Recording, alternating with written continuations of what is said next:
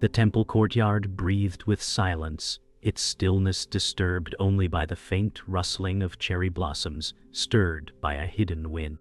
Dawn light washed the mossy stones in pale gold, as Elias stood before his master, his heart unsteady. Master Hoshin gazed at him with a calm that seemed carved from eternity, and his words cut sharper than steel when he told Elias that he had lost his path. The young monk felt the ground beneath his feet dissolve, as if certainty itself had turned to mist. He thought of long nights of meditation, endless rituals, each effort swallowed by emptiness, and he whispered that despite his striving, a void consumed him. The master's silence pressed like thunder held in the sky, louder than any sound. In that instant, the courtyard became both sanctuary and prison, a place where pride cracked and doubt spilled like water through broken stone. The silence deepened until it pressed against Elias like a weight he could not bear. He remembered chanting through long nights, each word now echoing as hollow as an empty drum. His breath felt broken, rising sharp in his chest, as though even his body betrayed him. He bowed lower, eyes searching the still figure of Master Hoshin, yet no words came. The old monk remained unmoving, his presence a mirror that forced the young man to face the storms inside himself. The courtyard seemed to breathe, alive with shadows and drifting petals, but the only sound that existed was the roar of Elias's own thoughts. His spirit felt unraveled, each memory of devotion slipping through his grasp like sand. Silence, vast and unrelenting, was his only companion, a teacher that gave no comfort. The silence became so sharp that when the temple bell rang in the distance, the sound struck his heart like lightning. Elias lifted his gaze, his eyes hollow yet restless, searching for meaning in the void. He thought of silence as his teacher, yet all he heard within it was fear. The bell faded, leaving only his ragged breath, and when Master Hoshin finally opened his eyes, the gaze did not fall upon the disciple but beyond him, into the infinite. The young man felt reduced to a shadow, trembling before a mountain. The weight of that look told him that the world would not answer his questions, for the answers had always waited in the stillness he feared. The silence became a blade cutting through every defense Elias had built. Words once offered comfort, chants once gave him strength, but now they dissolved like smoke in the wind. In despair he struck the stone floor with his fists, pain flaring through his skin, yet even pain did not break the silence. Blossoms drifted above, as if untouched by his struggle. Master Hoshin finally spoke, his voice softer than wind, telling the young monk that the echo he clung to was nothing but the self. The words froze Elias where he knelt, pride splintering under their weight. His anger fell away, replaced by fear and confusion. He lowered his forehead toward the stones, surrendering to the silence that pressed upon him from every side. Elias's body trembled as though his will had drained away. He confessed that he no longer knew who he was, his voice breaking against the vastness around him. The master's reply fell like rain on parched earth, telling him that not knowing was the beginning of truth. Tears blurred the world before him, each droplet a small surrender. In his collapse he glimpsed something unfamiliar, a quiet that waited beyond despair. His breath grew shallow, heavy yet strangely light, and for the first time he felt the silence not as an enemy, but as an endless sea waiting to receive him. He bowed deeper, whispering a wish to be swallowed by that truth, while the courtyard wrapped him in its stillness, offering no answers, only presence. Elias wandered through the temple garden, his steps unsteady, the weight of silence following him like a shadow. The blossoms that once brought joy now mocked him with their fragile beauty. Each breath felt heavy, as though the world itself pressed against his chest. He remembered nights of restless meditation where his thoughts raced like untamed horses, never settling. His faith, once a flame, now flickered against the cold wind of doubt. He thought of all he had sacrificed, yet peace remained distant, taunting him from beyond reach. Master Hoshin's words echoed within him, declaring he had lost his path, and they grew sharper each time he recalled them. The garden around him was alive with calm, yet inside him storms raged. He felt his journey had become hollow, an endless search without a destination. The memory of his failures clung to Elias like mist. He recalled nights when his body ached from sitting in meditation, waiting for clarity that never came. His heart pounded as he wondered if he had misunderstood every lesson. The chanting of fellow monks reached him faintly, their voices steady while his spirit faltered. He imagined their faces serene, a mirror of the peace he longed for, and shame burned in his chest. Each breath betrayed him with restlessness, while his thoughts rose like fire against the still air. He clenched his fists, desperate to quiet the roar inside, but the silence only deepened. He thought of Master Hoshin's gaze, calm and immovable, and the contrast pierced him. The temple walls felt like barriers, not sanctuary, trapping him with his doubts. The sound of footsteps stirred Elias from his turmoil. It was Akira, a fellow disciple who carried calm like a second skin. Akira's smile was faint, but his eyes carried warmth that unsettled Elias, for they mirrored everything he lacked.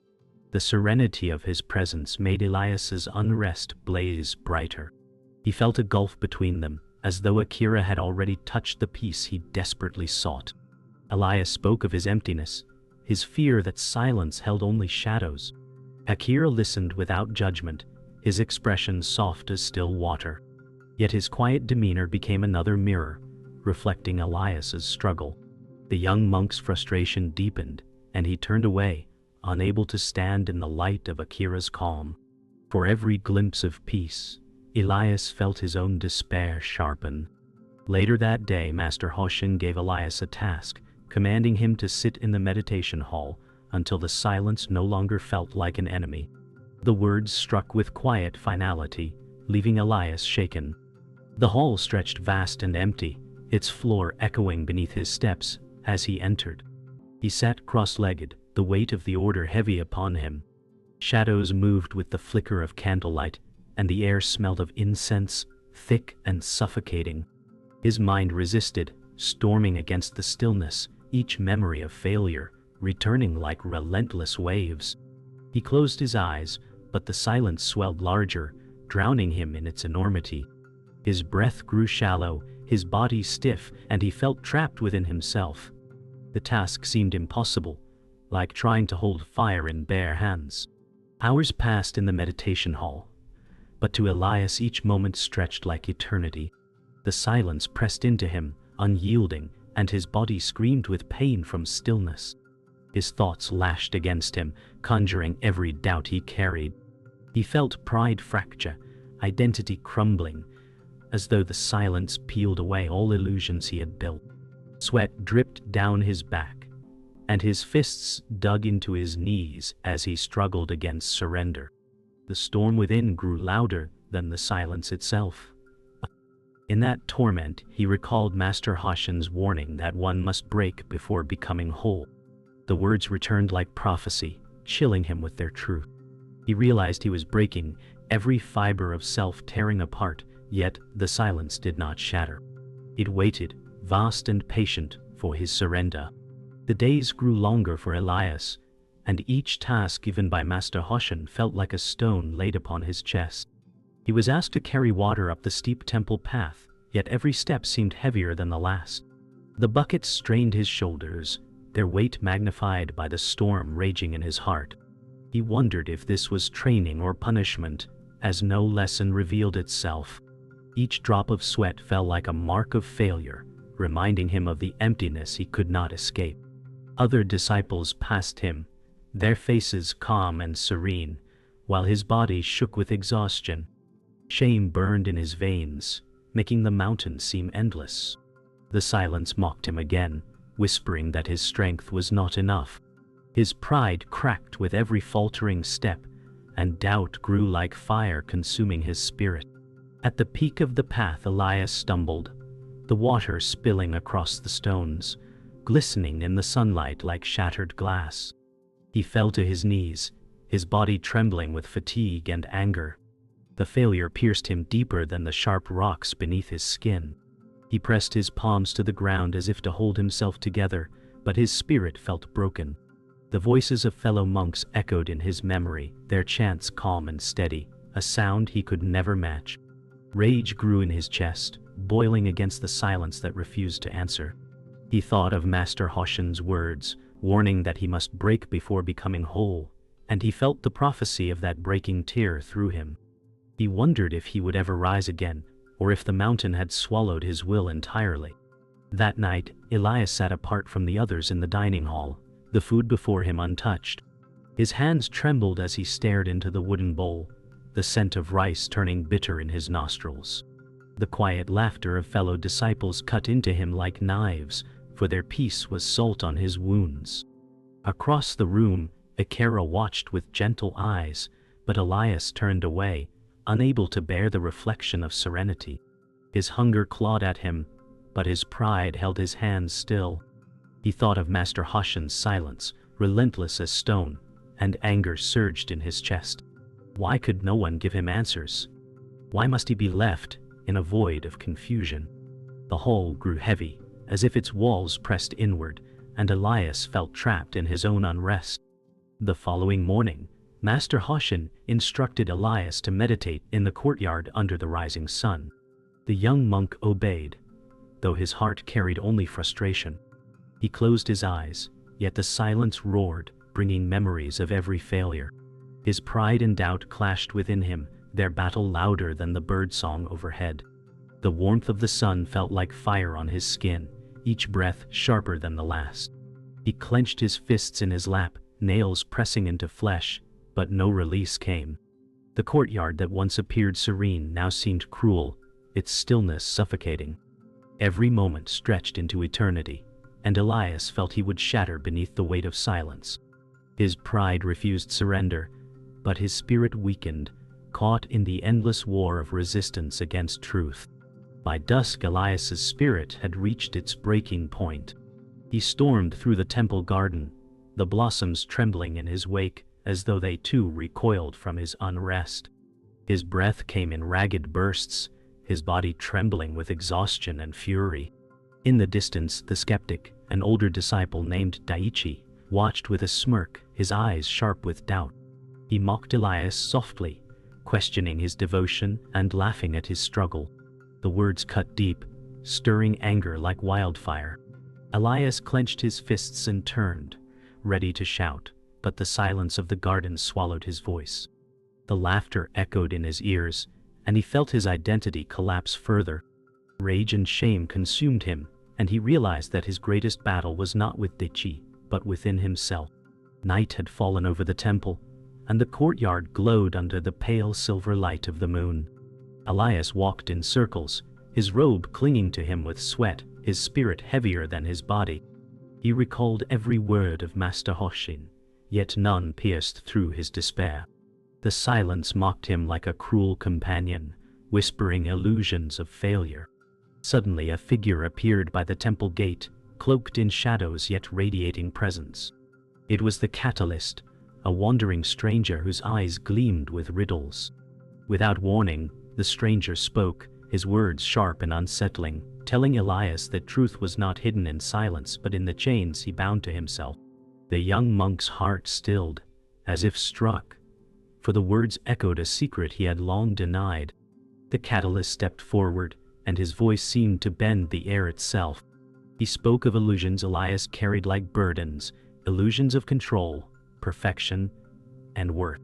Each word struck deeper than Elias wished to admit. He trembled as he realized that his suffering had never been caused by silence, but by the pride and fear he clung to. His failures were not chains placed upon him by the world, but shackles forged by his own hands. The stranger's eyes glimmered like mirrors, reflecting the storm within Elias' chest. The night air thickened with his confession, though he had not spoken. Elias fell to his knees, realizing that the silence had always been pure, and it was his heart that corrupted it. The stranger simply turned, waiting. As the stranger's presence lingered, Master Hoshin appeared from the shadows, calm as though the night itself obeyed him. His gaze fell upon Elias, not with judgment, but with piercing clarity. He spoke few words, telling Elias that silence had never betrayed him. The betrayal was his own, in believing that perfection was required to touch truth. The lesson settled like a heavy stone in Elias's chest. He remembered his anger, his shame, his endless attempts to control the path. Now he saw they were illusions, each pulling him away from stillness. His tears blurred the vision of his teacher and the stranger, yet both figures seemed to merge into one truth. When he realized that guidance was never absent, it was his blindness that kept it hidden. The silence no longer felt cruel. Instead, it wrapped around Elias like a vast and endless sky. He understood now that his suffering came not from the world, but from the illusions he refused to release. Master Hoshin's calm voice spoke of attachment as the true storm, not failure or silence. Elias looked inward and saw the pride he carried, the need for validation that chained him to despair. The truth unsettled him, yet brought relief, for he realized he had not lost his path. He had simply hidden it beneath the weight of his own fears. The night wind stirred blossoms around him, and for the first time they did not mock him. They drifted gently, reminding him that beauty required no striving, only acceptance. When Elias finally raised his head, the catalyst was gone, leaving only the stillness of the night. The courtyard no longer felt like a prison, but like an open gate to truth. Master Hoshin stood watching, his presence silent yet full of meaning. Elias bowed deeply, not in defeat but in gratitude, for he had glimpsed the roots of his suffering. He whispered inwardly that silence had always been the teacher, but he had been deafened by his own attachments. The stars shone above, endless and unmoving, and Elias felt himself dissolve into their vastness. The storm inside quieted, replaced by a fragile but steady peace. Though the journey was far from over, the night revealed a truth he could no longer deny. He had never been broken, only blinded. The dawn returned heavy with mist, wrapping the courtyard in a veil of gray silence. Elias sat alone on the cold stones, his body slouched and his spirit fractured. The lessons of his master and the words of the stranger churned within him like fire. His pride had splintered into pieces, his identity torn apart by doubt. With each breath he felt the weight of his failures pressing deeper into his chest. His tears fell unbidden, dampening the stones beneath him as he whispered to the stillness that he was broken beyond repair. Yet in his breaking he sensed a strange release. The silence no longer mocked but embraced, waiting without demand. For the first time he surrendered, not fighting, not striving, but letting himself fall into the vastness of what simply was. As the silence deepened, Elias felt his chest tighten, then soften, as though the storm had run its course. His breath steadied, no longer ragged but slow and even. The weight that had bound him seemed to dissolve, leaving him lighter than before. He realized he had spent years trying to control silence, yet now he let silence control him. His body trembled, not from fear, but from the release of burdens long carried. He bowed forward, his forehead touching the cold stones, not in defeat, but in surrender. The courtyard, once his prison, now felt like a sanctuary vast enough to hold him whole. The stillness that frightened him became the clarity he longed for, and within it, Elias saw a glimpse of freedom. In the quiet, Master Hoshin appeared, stepping into the courtyard without sound, his presence as natural as the rising sun. He did not speak, nor did he need to. His calm gaze fell upon Elias, and in that look was both eternity and compassion. Elias raised his eyes slowly, his vision blurred with tears.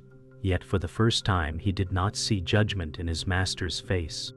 Instead, he saw only reflection, a mirror of what he had been too afraid to face. His spirit shook, not with shame, but with release. The master's silence spoke louder than any teaching. Elias realized that the answer he had sought in words was already inside him, waiting for the moment he would finally stop grasping. Elias's body gave way, and he collapsed onto the stones, his tears soaking the earth beneath him. In that moment of complete surrender, something within him opened. The silence became vast and luminous, not empty but overflowing with life. He felt the air touch his skin, as though for the first time. The blossoms above drifting down like blessings. His breath became light, and his heart beat with rhythm unchained from fear. He was no longer seeking, no longer striving, simply existing in the present. The stillness was not absence but fullness, carrying peace he had never known.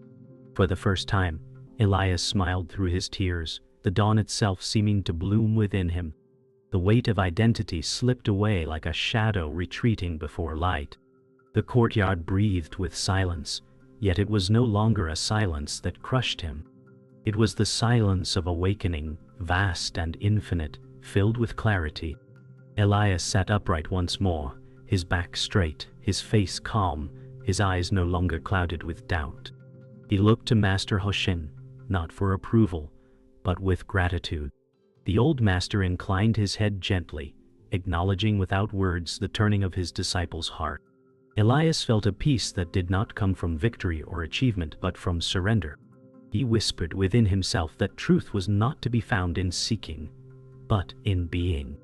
The storm had ended, and what remained was stillness. It was not the end of his journey, but the first true step upon it. The morning after his surrender, Elias stepped into the temple garden with new eyes. The blossoms that once mocked him now felt like companions, drifting with grace that required no effort. His breath flowed freely, each inhale steady and calm. The storm that had roared inside him had fallen silent, replaced by a clarity deeper than words. He no longer feared silence, for it was not emptiness but fullness, holding every sound and thought within it. Master Hoshin watched from afar, his expression unreadable, but Elias felt no need for approval. For the first time he was content to simply be, without striving or judgment. The world shimmered with stillness, and the garden itself seemed alive, whispering the truth that peace was never outside him but always within. In the dining hall, Elias sat among the disciples, and for the first time he did not feel apart from them. The sound of their laughter no longer cut him, but blended into the harmony of the moment. His bowl of rice tasted fuller than it ever had, not because it had changed, but because he had. He felt gratitude rise in his chest, not for answers, but for the simplicity of breath, food, and company. Akira caught his gaze across the table, and Elias offered a faint smile, one born not of pride, but of peace. Akira's answering nod reflected quiet understanding. The hall seemed brighter, though lit by the same lanterns, as if his own awakening illuminated it. The silence remained, but it now held joy rather than torment. Later that day, Elias walked with Akira along the temple path, the mountain air crisp and clean. For years he had carried the weight of comparison, but now it lifted like mist under sunlight. He listened as Akira spoke of his own struggles, scars hidden beneath serenity, and Elias realized peace was not perfection, but acceptance. The silence between them no longer felt heavy but alive, filled with unspoken understanding. Each step was light, each breath effortless. Elias felt connected not only to his companion, but to the mountain, the sky, and the earth beneath his feet.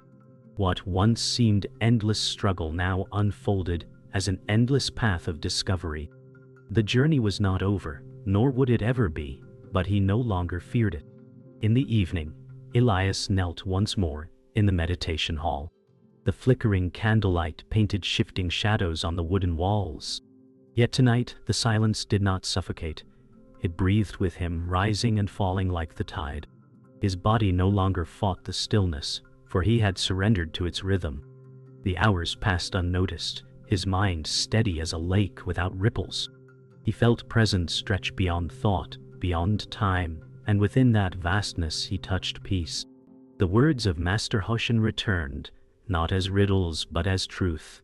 To be whole one must break. Elias smiled softly, knowing the breaking had freed him. The hall that once trapped him had become a sanctuary. He was no longer chasing enlightenment, he was resting in it. As night descended, Elias stepped outside beneath a sky scattered with stars. The temple courtyard glowed faintly under the lantern light, the air cool with a gentle breeze. He stood still, his heart quiet, his mind clear, his being whole. Master Hoshin approached and stopped beside him, their silence joining without weight. The old master's eyes carried approval without words, yet Elias no longer sought it. For the first time, silence was enough. He whispered inwardly that truth was not hidden in lessons or riddles, but in the stillness of each breath. The blossoms above shifted in the night air, and Elias felt himself as fleeting as their fall, yet infinite as the sky. The resolution was not an ending, but a beginning lived with peace. The sun dipped low, painting the temple sky with hues of gold and crimson. Elias sat at the edge of the courtyard, his body still, his mind clear. The silence that once haunted him now flowed through him like a river, endless and calm. His breath rose steady, blending with the evening air. The blossoms that drifted from the trees no longer felt fragile but eternal, each fall a reminder of impermanence. Master Hoshin watched from afar, a faint smile in his eyes, yet no words passed between them. Elias felt no need to seek answers anymore, for the silence was enough. He whispered within his heart that he was not lost, for he had found the truth in presence itself. The day faded, and peace lingered. The evening deepened, and Elias walked slowly through the temple paths, each step light as though freed from weight. The stones beneath his feet glowed faintly in the fading light. He no longer carried pride, shame, or fear. They had dissolved like shadows at dusk. Akira appeared beside him, his presence calm, and for the first time Elias met his gaze without envy or doubt. A quiet bond passed between them, unspoken but undeniable. The silence they shared was not heavy, but alive, carrying the warmth of understanding. Elias realized that the journey was not to escape silence but to walk within it. The temple path stretched before him, endless, and he welcomed it without fear, knowing peace walked beside him. Later, Elias returned to the meditation hall, the air filled with the faint scent of incense. He sat cross-legged in the center, posture upright yet relaxed. The silence around him was vast, but no longer overwhelming. His mind no longer fought, no longer clung, but rested like water, undisturbed. Time passed unnoticed, the flickering candlelight painting shadows that seemed to breathe with him. He saw the truth in simplicity. To seek nothing was to find everything. His breath moved in harmony with the silence, each inhale and exhale a prayer without words. He felt himself dissolve into the moment, not as a monk, not as a seeker, but as presence itself. The hall had become a mirror of stillness, holding him without demand. Night descended gently, the stars scattered across the vast sky, above the temple. Elias stepped outside, the cool air brushing against his face. He looked upward, his eyes reflecting the constellations, and felt himself both small and infinite. The silence stretched into the heavens, a reminder that the truth he sought had no boundaries. Master Hoshin joined him, standing quietly by his side, their presence bound by stillness. No words were exchanged, for none were needed. Elias felt gratitude rise in him, not for lessons, but for the simple gift of being. The blossoms swayed in the night breeze, each one falling like a reminder of impermanence embraced. The temple stood timeless, but within Elias, everything had changed. At the edge of the courtyard, Elias sat once more, his gaze fixed on the horizon where the last trace of light met the dark sky. His breath was steady, his mind free of turmoil. He felt no need to name the peace within him, for it simply was. The silence was no longer his foe, but his companion, the truest teacher he had ever known. The journey ahead stretched infinite, but he no longer feared the unknown. He whispered within himself that he was not lost, but here, in this very breath.